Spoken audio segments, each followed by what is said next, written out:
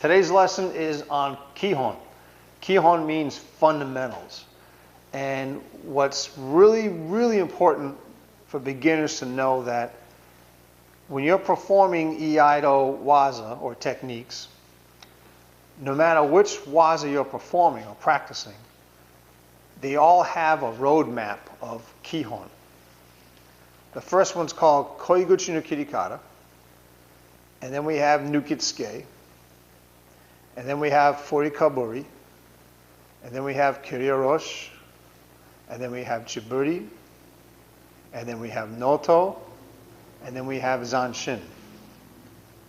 All of these components are in all of the Iaido waza. Now, some of them may look different than the previous one that you practice. Some of them may look nothing at all, like a whole set that you learned. So if you learn a whole set of techniques, and then you learn the next set of techniques, you're going to look at some of those Kihon, or fundamentals, and you're going to wonder, why are some of these looking so different? I don't understand. It's the concept behind these fundamentals that's important, not the actual movements themselves. And that's what is so wonderful about this art, is all of these components within your Iai waza can also translate to life outside the dojo. So the first one is called Koiguchi no Kirikata. That's simply breaking loose your sword from the saya so it can come out of the saya. Japanese swords were usually custom made, and they still are, so the sword handle stays inside your saya, so if you're walking around, it doesn't fall out. So it's a real tight fit here. So you have to release that. And as people perform this more and more, these components of your practice sword, your Iaito, tend to get a little worn out. So folks tend to forget to actually do that movement. They actually just grab the handle and just push it out to do the draw. But it's important to remember to do this part. And what I tell folks to do is, if you find that you have a very, very loose sword, have it repaired or have it shimmed so it goes back to a tight-fitting sword for two reasons. One, your sword doesn't fall out, and two, you're performing your waza correctly. So that's the first portion. Once you perform Koiguchi no Kirikata, the next is the actual draw of the sword. And there's different ways to draw the sword. There's a cut that goes straight across. There's a cut that goes up. There's a cut that comes down. There's some draws that actually comes out to a block, or it looks like a block. So no matter which of these Nukitsuke you're performing, it's still a Nukitsuke. It doesn't really matter which one you're performing. The meaning behind Nukitsuke is important too. The meaning behind Nukitsuke means the life of Iai. What does that mean? Well, that means you have committed to an attack. You have committed to defeating your opponent. It's very similar, I compare it to modern day, is you wouldn't point a gun at someone unless you intend on shooting them. Nukitsuke is pretty much the same thing. If you're going to commit to cut someone, then you have to commit to cut someone or you're going to get cut. So during Nukitsuke, when you do that cut, if you're successful, you're going to defeat your opponent. If you're unsuccessful and you don't have that committed attack, then your opponent's going to have the advantage on you, and you probably shouldn't have pulled the sword out in the first place. So the next component after Nukitsuke is called Furikaburi. Furikaburi is a simple concept. It just means you're getting your sword ready to do a finishing cut. So you've done your Nukitsuke here, then you get your sword ready to do the big cut. And just like the other components, you're going to have different versions of Furikaburi. You're going to have one that just goes 45 degrees like this. You're going to have another variation where the sword tip is right near your left ear, and then the sword comes up, and then you do your big cut. And there's also other kinds where you flip the sword back. It all means to get the sword ready for the finishing cut.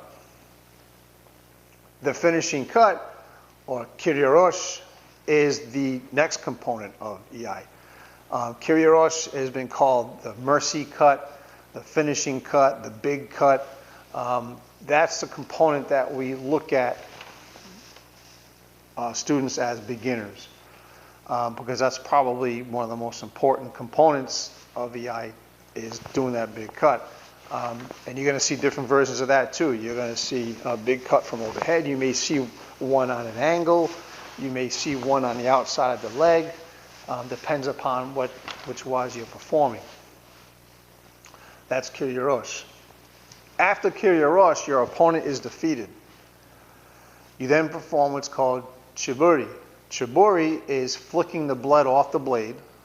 It also means you're cleansing your conscience and your soul because you had to do what you had to do to defend yourself and your family. How you perform Chiburi, again, there's different variations of it. You're going to see, so after you've done your big cut, and then you're going to see, I'm going to back up a little bit here. You're going to see a flick Chiburi. You're going to see what's called a wet umbrella Chiburi or a big O Chiburi. You're going to see a reverse hand drip Chiburis. There's all different kinds. What's important to know is that it's Chiburi and you're cleansing your conscience for what you just had to do.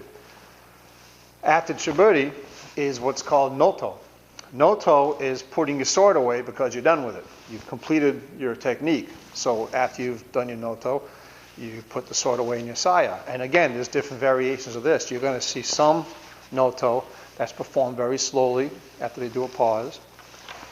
You're going to see other types of Noto where they're done relatively quickly. And there's different reasons for that at different levels of competency as well. That's Noto. Now, at the end of Noto, many beginners think that you're done now, but you're not. The very, very last component is probably one of the most important components, especially when you translate this to regular life outside the dojo. It's called Zanshin. Zanshin is remaining spirit, a warrior spirit, or self-preserving spirit. What does that mean? Well, when you get done with all your other components of Iai, your opponent's defeated, you put your sword away, you put your hand in a ready position in case you have to draw again, and then you're going to take 3 steps backwards, starting with the left foot. 1, 2, and 3. When you do that, you bend your knee slightly, and you have a feeling of remaining spirit. In other words, you have a feeling of getting ready in case someone else is coming to attack you. Person may have had a friend. Someone may be behind you didn't see. So that Zanshin is performed while you take those 3 steps backward. And once you've taken those 3 steps backward with this awareness, then you take your hands away from your sword. That's a very, very important component that we look at, especially with beginners, because we want you to get in the habit of that. Regardless of how well you think you did or didn't perform your waza, you can always perform Zanshin very, very well and keep that warrior spirit with you inside. Thanks for watching. Any questions or comments, please contact me.